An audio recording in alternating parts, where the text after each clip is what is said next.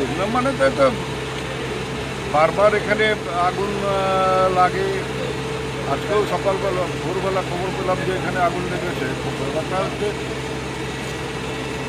খানিকটা সচেতনতারও অভাব আছে।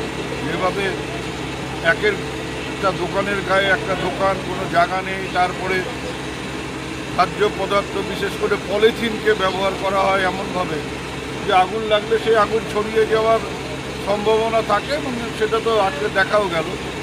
যাই হোক, মানে আমাদের এই দুর্ভাগ্যের মধ্যেও যে সৌভাগ্য সেটা হচ্ছে আগুনটা দ্রুত ছড়িয়ে পড়েনি। ছড়িয়ে পড়লে যদি সামনের দিকে এগিয়ে যেত তাহলে পুরো বাজারটাই পুড়ে যেত। 18টা দোকান কম বেশি ক্ষতিগ্রস্ত হয়েছে।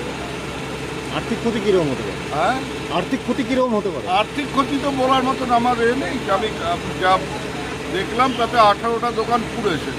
এখন কতটা আর্থিক ক্ষতি হয়েছে সেটা আমি কি করে বলি। আমরা দেখি যতটা পারি এদের মানে দিকে সহায়তার হাত বাড়িয়ে দেব। আর বাকি সরকারিভাবে কিছু করা যায় কিনা সেটাও অগ্নি নিয়ন্ত্রণ ব্যবস্থা নিয়ে আরএমসির সাথে কোনো কথা বলবেন যে স্থায়ী কোনো ব্যবস্থা?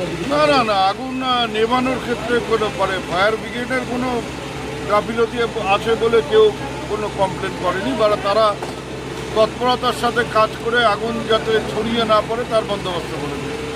ফায়ার ব্রিগেড নিয়ে কারো কোনো অভিযোগ আমি এখানে এতক্ষণ আছি কেউ করেনি। তারা সময় মতো এসছে এবং মানে তৎপরতার সাথে কাজ করছে। বললাম তো যে আমি 11টার সময় 18 জনকে ডেকেছি।